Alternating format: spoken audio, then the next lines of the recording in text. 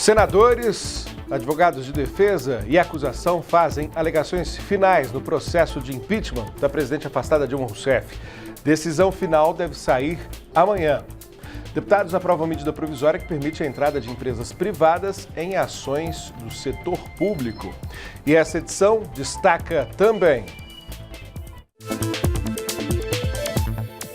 Frente Parlamentar do Transporte Público recebe propostas de melhoria no setor que, desde o ano passado, é considerado um direito social. Comissão especial que debate o marco legal dos jogos no Brasil aprova relatório que libera praticamente todas as formas de aposta.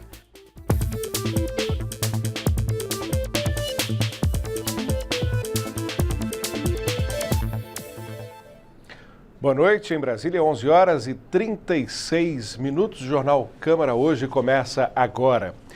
No quinto dia do julgamento de impeachment da presidente afastada Dilma Rousseff, advogados de acusação e defesa tiveram uma última oportunidade de defender suas teses no plenário do Senado.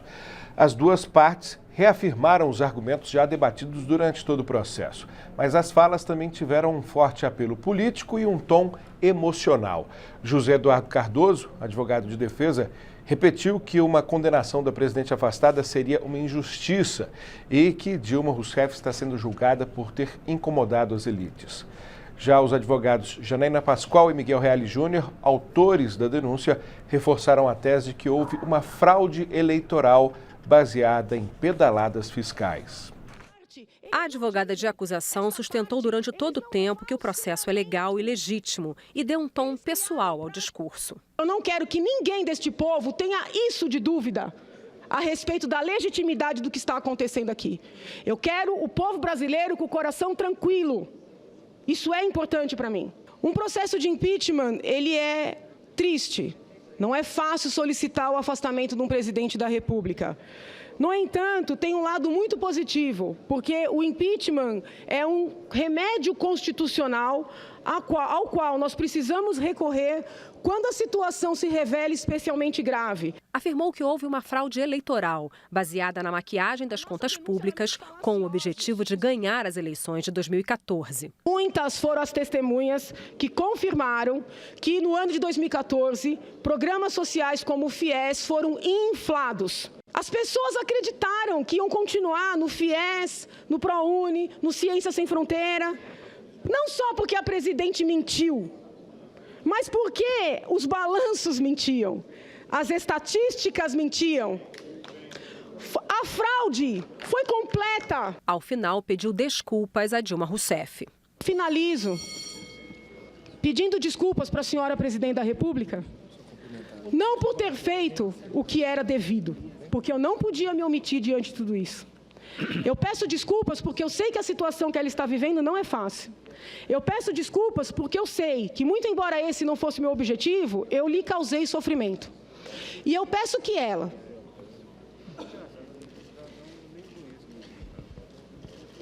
um dia entenda que eu fiz isso pensando também nos netos dela. Eu agradeço. Por favor, não se manifestem. Também advogado de acusação, Miguel Reale Júnior fez críticas em tom político. O que aconteceu neste país foi o aparelhamento do Estado, foi a ocupação de toda a administração pública, não baseada no mérito, não baseada no trabalho, não baseada no aprendizado. O que houve de mais negativo que o lulopetismo deixa como herança na história brasileira é a legitimação da esperteza malandra. E é isso que o país não aguenta mais. E pediu que os senadores votem pelo impedimento de Dilma Rousseff. Essa crise gravíssima de ordem econômica merece, justifica que essa pena seja aplicada. Não haverá nenhuma injustiça. Portanto, posso dizer aos senhores senadores: tenham a consciência tranquila. Em nome desta seriedade, ao lado da alegria, é que esta casa, com estatura moral e de cabeça erguida, vai estabelecer, sim, a punição da presidente da República e afastá-la definitivamente da vida pública. O advogado de defesa comparou as atuais acusações contra a presidente afastada com aquelas que Dilma respondeu durante a ditadura militar. Para José Eduardo Cardoso, o processo hoje é baseado em pretextos, como foi no passado. Ele defendeu um plebiscito para que o povo decida se deve haver eleições antecipadas. E eu tenho lido isso nos jornais. Olha, a gente sabe que não é bem esses dois fatos, é o conjunto da obra. Como disse a senhora presidente da República, conjunto da obra se aprecia nas eleições. Conjunto da obra é o povo que decide. Porque a vontade popular é soberana. E os senhores querem que se julgue o conjunto da obra. Aceitem a proposta da senhora presidente da República de convocar plebiscito agora. E alguém poderá me dizer, não, no fundo, veja, é só a perda do mandato, eu não estou atingindo Dilma. Não. É uma pena de morte política. É uma execração que se faz a uma pessoa digna. Poderão os senhores dormir com as suas consciências tranquilas daqui para frente, se apertarem o botão? Sim, condene. Cardoso afirmou que Dilma é julgada por ter incomodado as elites e ter se recusado a impedir a Operação Lava Jato, sem aceitar a pressão do ex-presidente da Câmara. Surgem provas irretorquíveis de que líderes políticos dialogavam, dizendo que era indispensável que Dilma Rousseff saísse do poder para acabar com a sangria da classe política brasileira. Esses áudios mostram que lideranças que, inclusive, tinham dúvidas na própria oposição quanto ao impeachment, teriam sido convencidas a se somarem todos neste processo. Porque apenas se quer afastar uma mulher que incomoda, que incomodou as elites, que incomodou ao ganhar a eleição, que incomodou ao não permitir que a Lava Jato fosse obstada. Falou diretamente aos ex-ministros de Dilma que acompanhavam a sessão para defender o caráter da presidente. Algum dos senhores, algum dia, recebeu alguma proposta, alguma determinação, alguma orientação de Dilma Rousseff para que infringissem a lei, para que desrespeitassem a Constituição ou para que desviassem dinheiro público? Me permitam responder pelos senhores, não. Ela nunca tolerou, nunca, nenhum ato de corrupção, nenhum ato de desvio ou a suspeita. Me desmintam, senhores ministros, se eu falo aqui em verdade. Disse ainda que, no caso de condenação, espera que um dia o governo peça desculpas a Dilma Rousseff. Que se peça desculpas a Dilma Rousseff, se ela vier a ser condenada. Que a história faça justiça com ela. Que a história absolva Dilma Rousseff se Vossas Excelências quiserem condená-la. Não aceitem que o nosso país sofra um golpe parlamentar e uma pessoa honesta, correta, íntegra, tenha a pena de morte política. Bom, e na saída do plenário foi a vez do defensor de Dilma Rousseff se emocionar. José Eduardo Cardoso disse ter ido às lágrimas por causa da menção que a advogada Janaína Pascoal fez aos netos da presidente afastada em sua fala. Eu achei profundamente injusta a menção aos netos. Eu não condeno alguém dizendo que vão resolver o futuro para os netos. Não posso fazer isso. Isso não se faz. Mas cada um é dono da sua razão. Cada um é dono da sua verdade. Cada um é dono do que acredita. Eu acredito naquilo que digo e acredito que não se pode nunca, jamais, se perder a capacidade de se indignar diante da injustiça e de se indignar por uma ofensa à democracia, como vem acontecendo hoje. Eu não disse que ia condenar a presidente em nome dos netos.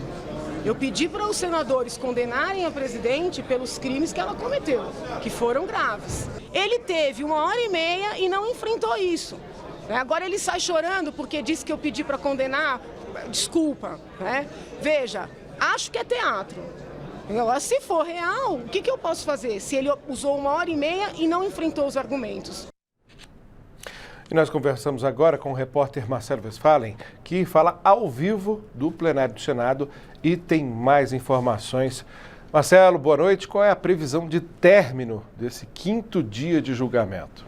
Boa noite, Lincoln. O julgamento do impeachment da presidente afastada Dilma Rousseff chegou hoje ao 5º dia e nesta terça-feira teve início a chamada fase de discussão e debate. Até agora, cerca de 45 senadores já fizeram uso da palavra por cerca de 10 minutos cada um. E a expectativa é que nós ainda teremos a fala de pelo menos mais 20 parlamentares.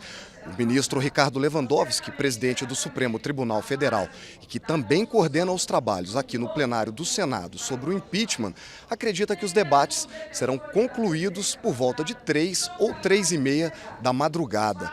Ricardo Lewandowski, mais cedo, fez um acordo com os senadores presentes aqui no plenário para que nesta quarta-feira os trabalhos só sejam retomados às 11 da manhã, quando aí sim teremos a votação final do impeachment. Mas ao longo de toda a terça-feira, vários senadores já adiantaram o voto. Não ao impeachment. Um governo de aliança e entendimento nacional. O plebiscito e nova eleição. Que não mandem no Brasil os embaixadores de países poderosos. Que não mandem no Brasil os banqueiros, os seus interesses de lucros cada vez mais fantásticos. O povo hoje assiste 12 milhões de desempregados, fechando, Brasil em queda livre, mostrando totalmente a desconfiança. Bastou ontem um discurso que realmente todos sentiram que ela não conseguiu convencer ninguém para que a Bolsa de Valores subisse e o dólar caísse. O objetivo do processo de impeachment é político, sua institucionalização é constitucional, seu processamento é jurídico, mas não penal. A história brasileira passa a mostrar que a real política, com suas forças embutidas e seus caminhos tortuosos, leva inescapavelmente ao uso do impeachment como solução de crises. Ontem, senhor presidente, eram inúmeras as simulações. Hoje, inúmeras são as dissimulações. É impressionante a capacidade das nossas classes dominantes de fazer girar a roda da história para trás. É assombrosa essa tendência inelutável de recuar, de voltar no tempo, de não aceitar qualquer avanço que possa significar um arranhãozinho que seja, insignificante em seus privilégios. Assim é a história brasileira, secularmente. Cada vez que os deserdados afloram por uma ou outra concessão, há um recuo. Lincoln, nesse momento está falando a senadora Ana Amélia, do PP do Rio Grande do Sul, e ela está fazendo duras críticas ao governo da presidente afastada Dilma Rousseff. Nós vamos continuar aqui no plantão do Senado. Se nós tivermos novas informações, poderemos voltar a qualquer momento. É com você. Obrigado, Marcelo Westphalen, ao vivo, direto do Senado Federal. E as alegações finais dos advogados de defesa e acusação no processo de impeachment, obviamente, repercutiram aqui na Câmara e foram motivo de confusão no Senado. Na manhã seguinte, a defesa de Dilma Rousseff no Senado, os manifestantes não apareceram, nem de um lado do muro, nem do outro. Ao contrário do dia em que aconteceu a decisão da Câmara de abrir o processo, um domingo, o julgamento da presidente afastada acontece em dias de trabalho. Nós iniciaremos com os debates orais. O dia foi dedicado às alegações finais de acusação e defesa. Desde segunda-feira, alguns deputados fizeram questão de acompanhar de perto o julgamento da aliada. Só que nesta terça, o clima não foi tão calmo quanto na segunda. O senador tucano Aloysio Nunes se irritou com o deputado José Guimarães, ex-líder do governo Dilma na Câmara. Quando a senhora Janaína Pascoal desceu da tribuna, houve um insulto proferido aqui pelo deputado Guimarães, que está sentado aqui na última fileira. O insulto de golpista. E eu peço ao senhor presidente que, se esse senhor não vier a se comportar adequadamente, que o faça retirar do plenário pela polícia do Senado Federal, que é isso que ele merece. Eu comentei que a acusação estava sendo feita por alguém que estava mais para golpista do que mesmo para a acusação. Ele ouviu e reagiu. Vou continuar dentro do Senado, no plenário do Senado, porque eu considero que esse é meu papel. Isso é próprio da democracia. Era só o que faltava querer calar minha voz aqui no Senado. Enquanto o destino de Dilma Rousseff é traçado atrás daquela porta, aqui na Câmara, os deputados continuam cuidando de outros temas no plenário. Mas claro que sem deixar de ficar de olho naquele lado. Cada advogado ganhou o apoio de um dos lados desse longo processo. Como advogado, eles têm que defender os seus clientes, né? O Zé Eduardo Cardoso, talentoso, fez um esforço enorme para defender o indefensável. E a doutora Janaína, brilhantíssima, né? Também advogada, professora, assim como o Zé Eduardo, deu um show, né? No meu modesto entendimento, ela foi muito melhor. Eu considero que o José Eduardo Cardoso, ele foi brilhante nesse processo. Na minha visão, obviamente, ele foi mais substantivo, mais convincente, mostrando que você não pode estabelecer nenhuma censura ou um repto a algo que não era previsto na legislação. Bom, enquanto o Senado se prepara para os lances finais do processo de impeachment, aqui na Câmara, os deputados aprovaram uma medida provisória que permite a entrada de empresas privadas em algumas ações do setor público. Veja na reportagem de Paulo Bittar. Editada por Michel Temer assim que assumiu a presidência da República como interino, a medida provisória 727 cria o Programa de Parcerias de Investimentos, o PPI. A proposta facilita a concessão de empreendimentos públicos de infraestrutura para o setor privado, sob a justificativa de que é preciso eliminar entraves burocráticos. Houve tentativa de obstrução, mas a MP foi aprovada. Um destaque negociado por acordo conseguiu retirar do texto pontos que mudavam a lei de licitações. Essa medida provisória, somada à PEC 241, é a mudança estrutural do Estado brasileiro, que será totalmente terceirizado, privatizado, perda de comando da inteligência pública e abrir geral ao sistema financeiro e ao mercado tudo que é fundamental nas políticas, nas estruturas sociais, estruturas estratégicas do desenvolvimento. Então, é muito grave o que estão fazendo, principalmente pautado por um governo interino. A parceria com o setor privado vai ser a chave da retomada do investimento. Nós temos 3 tarefas: melhorar o ambiente fiscal, melhorar o ambiente institucional e concretizar as parcerias numa modelagem tributária de crédito com taxa de retorno adequada. E isso parte dessa medida provisória. Em seguida, o plenário voltou ao tema da renegociação das dívidas dos estados com o governo federal. Foram analisados e rejeitados os últimos pontos destacados do projeto que trata da renegociação. O texto principal e parte dos destaques já foram votados em semanas anteriores. A polêmica, mais uma vez, ficou nas contrapartidas exigidas dos estados. O que está em questão, e a bancada do PT desde o início se posicionou contra essa medida, quando ela veio, não da renegociação, repito, mas dos condicionamentos que acompanhavam essa renegociação. E dentro dos condicionamentos estava a exigência do tal de dever de casa para os estados, que é exatamente os estados não poderem contratar, os estados não poderem concursar, os estados não terem um teto de gastos com serviços públicos, que é exatamente o que agora o governo interino golpista está querendo impor com a PEC 241. Essa é uma renegociação, senhor presidente, que olha para frente do Brasil. O Brasil aqui, neste momento, está nesta proposta, olhando para frente, pensando o futuro, mudando a rota que nós tínhamos até agora, que era de debacle. Nós temos que mudar essa mentalidade, principalmente a mentalidade de partidos, como é o caso do PT e os seus parceiros, que nesse momento não querem mais olhar para o futuro, querem o quanto pior melhor, exatamente aquilo que nos acusavam. Tanto a medida provisória quanto o projeto que trata da renegociação das dívidas dos estados seguem agora para análise do Senado Federal. Os deputados também discutiram a proposta que retira a obrigatoriedade de a Petrobras ser operadora única da exploração do petróleo no pré-sal.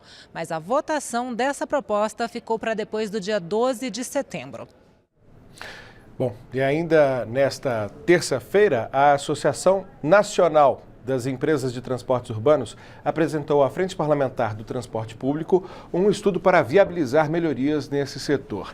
Desde o ano passado, uma emenda constitucional de autoria da deputada Luísa Erundina reconhece o serviço de transporte como um direito social. Os primeiros gritos das ruas nas manifestações de junho de 2013 pediam para barrar o aumento das tarifas das passagens de ônibus. Foi ali que o movimento Passe Livre e a ideia de tarifa zero ganharam destaque nacional. Em 2015, a proposta de mudança constitucional que torna o transporte público como direito social, de autoria da deputada Luísa Erundina, foi aprovada no Congresso. Um ano após a promulgação da emenda, a Associação Nacional das Empresas de Transportes Urbanos apresentou à Frente Parlamentar do Transporte Público pesquisa que aponta o poder público como principal responsável pelo financiamento e qualidade do transporte. O estudo ouviu deputados federais, senadores e 100 influenciadores, como economistas, acadêmicos, gestores e representantes da indústria, comércio e serviços. Mas o estudo deixou de fora os usuários. A proposta da Associação Nacional das Empresas de Transportes Urbanos para viabilizar o transporte público como meio social seria a criação de um fundo nacional para subvencionar o custo do serviço.